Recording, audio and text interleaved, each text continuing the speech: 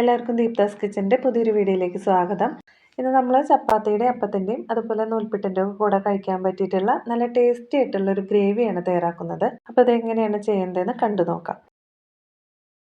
ഇതിന് വേണ്ടിയിട്ടുള്ള soya chunks വേവിച്ചെടുക്കാൻ വേണ്ടിയിട്ട് ഒരു പാത്രത്തിൽ പകുതിയോളം വെള്ളം വെച്ചിട്ടുണ്ട്.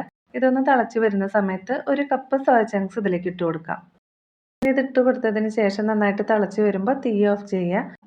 അതിനുശേഷം ഒരു 6-7 മിനിറ്റോളം നന്നായിട്ട് സോഫ്റ്റായിട്ട് വരാൻ വേണ്ടിയിട്ടൊന്ന് മാറ്റി വയ്ക്കാം. ഇതുപോലെ ചെറിയൊരു തിള വന്നു കഴിഞ്ഞാൽ തന്നെ മൂടി വെച്ചിട്ട് മാറ്റി വയ്ക്കാം. ആ ഒരു സമയം കൊണ്ട് തന്നെ ഇത് നന്നായിട്ടൊന്ന് സോഫ്റ്റായിട്ട് വരും. ഇനി ഇതിൽ വെള്ളം കളഞ്ഞ് സാധാരണ നോർമൽ വാട്ടറിൽ നമ്മൾ 2-3 തവണ നന്നായിട്ട് പിഴിഞ്ഞെടുക്കണം. സോയ ചങ്ക്സ് ഒക്കെ നന്നായിട്ട് പിഴിഞ്ഞ് മാറ്റി വെച്ച് കഴിഞ്ഞാൽ പിന്നെ നമ്മൾ ഇതിലേക്ക് വേണ്ടിയിട്ടുള്ള അരപ്പ് പെട്ടെന്നൊന്ന് തയ്യാറാക്കിയെടുക്കാം. ഒരു പാനിൽ കുറച്ച് സൺഫ്ലവർ ഓയിൽ ഒഴിച്ച് കൊടുത്തിട്ടുണ്ട്. ഇതിലേക്ക് 2 ടേബിൾ സ്പൂൺ നാളികേരം ചിരകിയത് ചേർത്ത് കൊടുക്കാം. 1/4 ടീസ്പൂൺ പെരുംജീരകം കൂടി ഇതിലേക്ക് ചേർത്തിട്ട് ചെറിയൊരു ബ്രൗൺ കളർ വരുന്നവരെ ഒന്ന് വറുത്തെടുക്കാം. കണ്ടോ, ഈ ഒരു കളർ വന്നാൽ മതി. ഇനി ഇത് ചൂടാറിയ ശേഷം ഒരു മിക്സിയുടെ ജാറിലേക്ക് ഇട്ട് കൊടുക്കാം. ഇതോടൊപ്പം തന്നെ 5 കാഷ്യൂസ് വെള്ളത്തിൽ കുതിർക്കേണ്ട ആവശ്യമൊന്നുമില്ല. അതുപോലെ ചെറിയ കഷ്ണങ്ങളാക്കിയിട്ട് ഇട്ട് കൊടുക്കാം. പാകത്തിന് വെള്ളം ഒഴിച്ച് കൊടുത്തിട്ട് നന്നായിട്ടൊന്ന് അരച്ചെടുക്കാം. നല്ല പേസ്റ്റ് പോലെ തന്നെ അരച്ചെടുക്കണം. നാളികേരവും അണ്ടിപ്പരിപ്പൊക്കെ കൂടിയിട്ട് നന്നായിട്ട് അരച്ചെടുത്തിട്ടുണ്ട്. കണ്ടോ, നല്ല പേസ്റ്റ് പോലെ തന്നെ അരച്ചെടുത്തിട്ടുണ്ട്. ഇനി ഇത് മാറ്റി വയ്ക്കാം.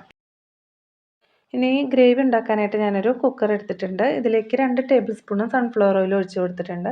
എണ്ണ ചെറുതായിട്ടൊന്ന് ചൂടായിട്ട് വരുമ്പോൾ ഇതിലേക്ക് 3 ചെറിയ കഷ്ണം കറുവപ്പട്ട, 3 ഗ്രാമ്പൂ, ചെറിയൊരു കഷ്ണം ജാതിപത്രി, 2-3 ചെറിയ പീസ് തക്കോലം ഇത്രയും ചേർത്ത് കൊടുക്കാം.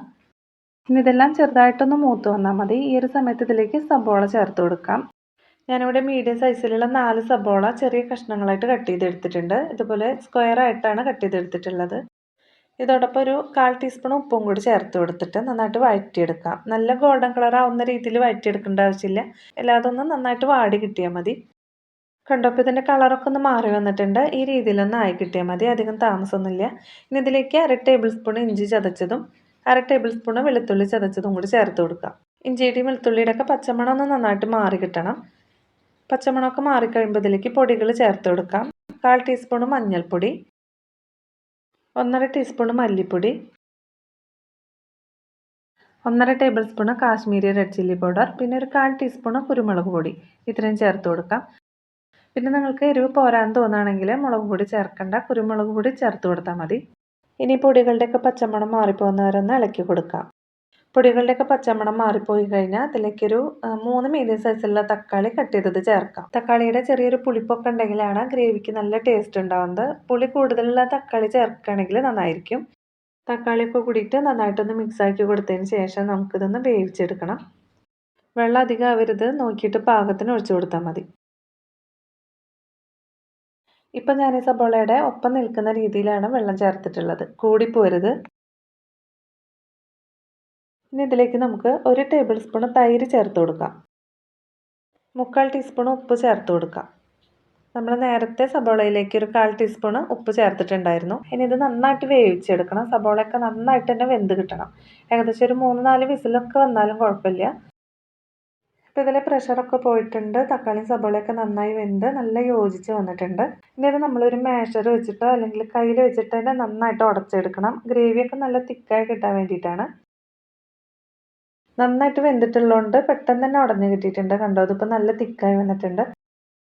ഇനി ഇതിലേക്ക് സോയ ചങ്ക്സ് ആണ് ചേർത്ത് കൊടുക്കേണ്ടത്. സോയ ചങ്ക്സ് ചേർത്ത് കൊടുത്തിട്ട് നന്നായിട്ട് ഇളക്കി കൊടുക്കാം. ഇപ്പോൾ ഗ്രേവി നല്ല തിക്കായിട്ടാണ് ഇരിക്കുന്നത്. അപ്പോൾ കുറച്ചുകൂടി ലൂസാക്കി എടുക്കണം. ഒരു 1/2 ഗ്ലാസ് തിളച്ച വെള്ളം ഒഴിച്ച് കൊടുക്കാം. വെള്ളം ഒഴിച്ച് കൊടുത്തിട്ട് പെട്ടെന്ന് തിളച്ച് വരും. ഈ തിളച്ച് വരാനായിട്ട് തുടങ്ങുന്ന സമയത്ത് നമുക്കിതിലേക്ക് നേരത്തെ അരച്ച് വെച്ചിട്ടുള്ള അരപ്പ് ഒഴിച്ച് കൊടുക്കാം. അരപ്പും കൂടി ചേർത്ത് കൊടുത്തിട്ട് ഒന്നും കൂടി ഒന്ന് തിളച്ച് വന്നോട്ടെ. അത് കഴിഞ്ഞാൽ നമുക്ക് ഫ്ലെയിം ഓഫ് ചെയ്ത് കൊടുക്കാം. ഇനി ഞാനതിലേക്ക് കസൂരി മേത്തിയാണ് ചേർത്ത് കൊടുക്കുന്നത്. കസൂരി മേത്തി ഇല്ലെങ്കിൽ മല്ലിയില ചേർത്ത് കൊടുക്കാം. ഇത് രണ്ടും ചേർത്ത് കൊടുക്കുമ്പോൾ നമ്മുടെ ഗ്രേവിയുടെ ടേസ്റ്റ് വ്യത്യാസമായിരിക്കും. കൂടുതൽ ടേസ്റ്റ് ഈ ഒരു കസൂരി മേത്തി ചേർത്ത് കൊടുക്കുമ്പോഴാണ്. നല്ല ഫ്ലേവറോട് കൂടിയിട്ട് നല്ല ടേസ്റ്റി ആയിട്ടുള്ള റെസിപ്പിയാണ്. എല്ലാവരും ഇതൊന്ന് ഒരു തവണയെങ്കിലും ഒന്ന് ട്രൈ ചെയ്ത് നോക്കണം. ഈ ഒരു വീഡിയോ ഇഷ്ടപ്പെടുകയാണെങ്കിൽ ലൈക്ക് ചെയ്യാനും സബ്സ്ക്രൈബ് ചെയ്യാനും മറക്കരുത്. വീണ്ടും അടുത്തൊരു വീഡിയോ ആയിട്ട് കാണാം. താങ്ക്